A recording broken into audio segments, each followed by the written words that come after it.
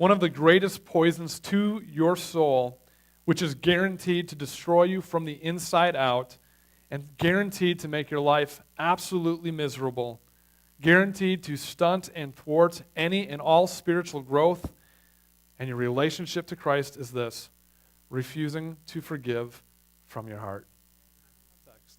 So why does this matter? Who he's talking to? Why did Jesus have to tell this to the church could be another question.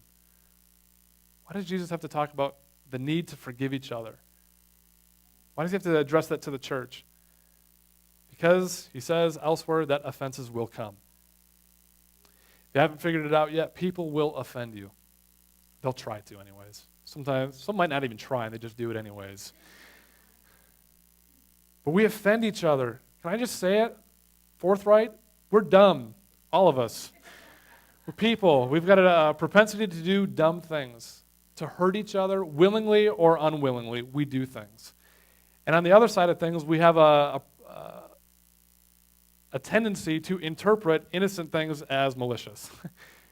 We have a tendency to filter everything through our perspective or past experiences or crazy thoughts. We all have crazy thoughts in our head that we're thinking about people and all sorts of judgments, false judgments. How many of you guys have play out scenarios before they ever happen in your head? And the worst always happens. And then when someone tries to talk to you and it's that person that you've got the scenario in your head, you respond as if they've already done those things. And it's just even a bigger mess. You know what I'm talking about? We do that because we're dumb and we're people. And that is just reality. And so Jesus is trying to shake us and say, hey, that's not the way to live. That's not the way to do things. We do hurtful things. And I don't want to just joke about that, but at the same time, we do dumb things. I have the potential to hurt people. People have the potential to hurt me. None of us are without sin. Only Jesus makes us without sin. But even in that, we still do dumb stuff. We're still prone to say things, do things that hurt people.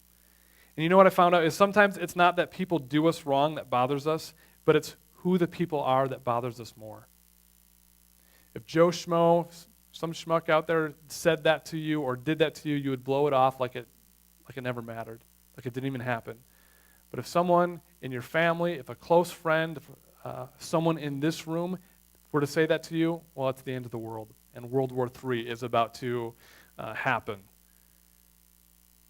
The person who does the offense sometimes matters more than what the actual offense is. At least that's the way we see things.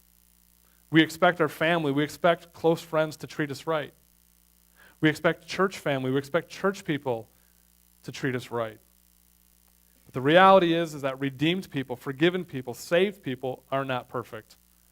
We ought to all be in the process of being sanctified, which is the process of being made more and more like Christ, where we put to death the old ways, the sinful ways, and take on the new man and the new ways in Christ. We should all be along that process, that growing from being an infant, a babe in Christ as we're born again, to becoming mature.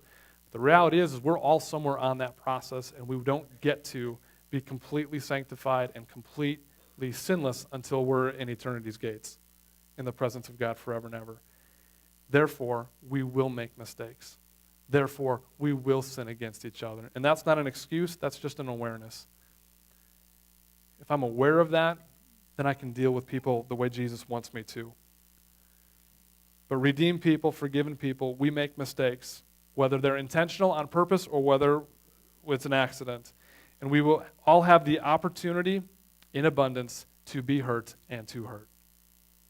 The opportunity is out there. I've said it before, but we live in probably one of the most offended generations ever to exist on the planet. Inside the church, outside the church, people are offended. People are hurt. People are bitter. We hang on to stuff. We feel like it's our right, or it gives us justification to act a certain way because someone said something to me. Someone did something to me. My boss did this to me at work, so I can have this cruddy attitude. Whatever it might be. We hold on to those things because it justifies our behavior. Jesus says, not at all. Not at all. We have no right to hang on to those things.